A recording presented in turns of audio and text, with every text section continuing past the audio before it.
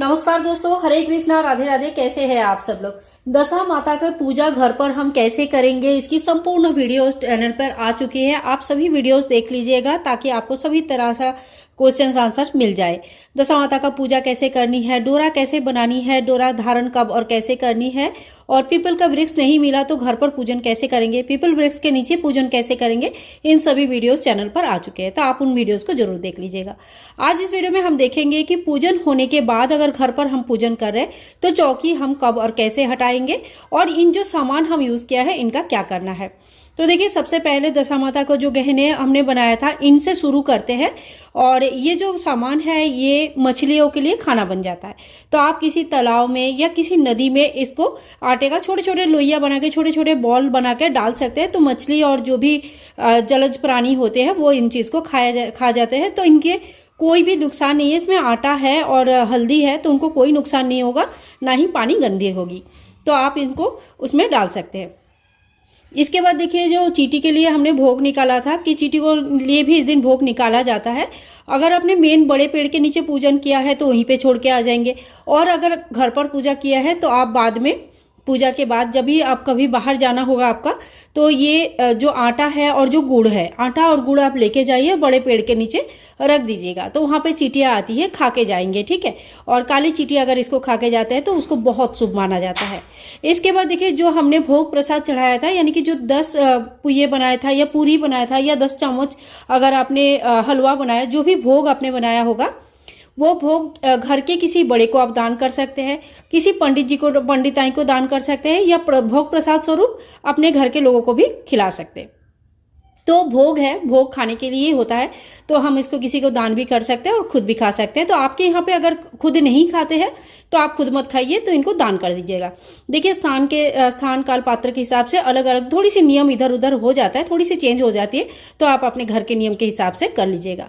अब जो ये गेहूं है, जो गेहूं का 10 ढेरिया हमने लगाया था, और जो एक्स्ट्रा गेहूं है जिसमें हमने कहानी वगैरह सुना था और माता रानी को आसन वगैरह लगाया था, ये सारे गेहूं आप एक जगह कर लीजिए, और थोड़ी सी उसमें और गेहूं मिला के आप किसी ब्राह्मण को दान कर सकते हैं।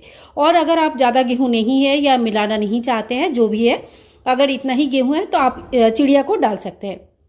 तो जहाँ पे भी चिड़िया आता है, जैसे आपके छत पे आते हैं या कोई भी खुले स्थान पे जहाँ पे भी चिड़िया आती है वहाँ पे आप डाल दीजिए, जो चिड़िया वो खा जाएंगे।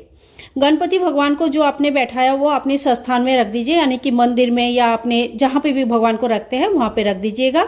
दिया को दोबारा धो के यूज़ किया जाता है, तो दोबारा दिया को धो के, पीतल की दिया अगर है तो दोबारा धो के यूज़ कीजिएगा। और अगर मिट्टी की दिया है तो मिट्टी की दिया अगर शास्त्र सम्मत देखेंगे तो एक ही बार जलाया जाता है, ठीक है। तो एक बार के बाद उसकी भूमि विसर्जन हो जाती है। आसन वगैरह हम लोग उठा के रख लेंगे। माता की जो फोटो है इनको साफ करके अच्छी तरह से रख लीजिए, अगले साल पूजा में काम आता है।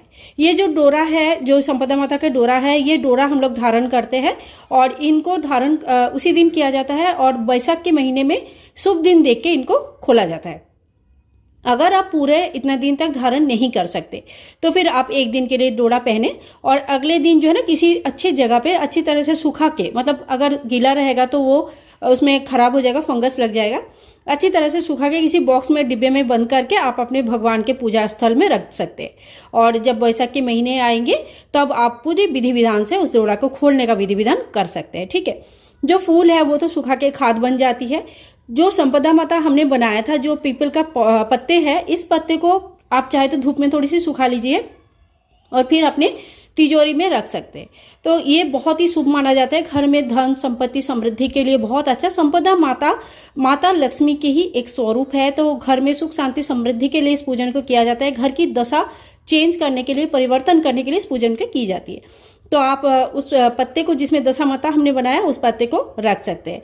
जो 10 कॉइन्स हमने लिए थे, 10 रुपया लिया, 10 कॉइन्स लिए, ये जो भी आपने दक्षिणा लिया था वो सारे दान किया जाता है। तो आप अलग अलग व्यक्ति को भी दान कर सकते हैं और एक ही व्यक्ति को भी दान कर सकते हैं। जो जल है ये आप किसी पौधे में डाल सकते हैं, जिसमें लोटे में हमने जल लिया वो किसी पौधे में डाल सकते हैं। और देखिए, जो सामान हमने लिया है उन सभी सामान का क्या करना है हमने बता दिया है। ये जो टिक्किया वाले कागज़ जिसमें हमने टिक्की लगाया था, ये चाहे तो आप अशोक के वृक्ष के नीचे जो पीपल के वृक्ष के नीचे पूजन होते हैं उनके नीचे भी रख के आ सकते हैं पूजा, और नहीं तो आप इनको अपनी तिजोरी में रख सकते हैं। तो देख लीजिएगा आपके यहाँ पे जो भी नियम है उस हिसाब से आप कर सकते हैं। तो पूरा पूजन सामग्री का क्या क्या करना है, कैसे पूजन सामग्री का मतलब किस तरह से सामग्री को यूज़ करना है वो मैंने आप लोगों को बता दिया है। जिस दिन पूजन करेंगे उस दिन ये चौकी नहीं हटाया जाता है, उसके अगले दिन इस चौकी को हटाया जाता है। तो आई होप इस वीडियो में पूरा क्लियर करके मैंने बता दिया है कि आपको कौन से सामग्री का क्या करना है। इसके बाद भी कुछ भी अगर क्वेश्चन रहेगा तो आप कमेंट बॉक्स में लिख के पूछ सकते हैं। मैं कोशिश करूंगी मेरे नॉलेज के हिसाब से मैं अच्छे से अच्छा जवाब आप लोगों को दे पाऊँ। तो वीडियो अगर थोड़ी सी भी आप लोगों के लिए यूजफुल है तो please like share and comment, channel को सब्सक्राइब करके रखें। मिलूंगी नेक्स्ट वीडियो में, तब तक के लिए हरे कृष्णा, राधे राधे, बाय बाय दोस्तों, टेक केयर।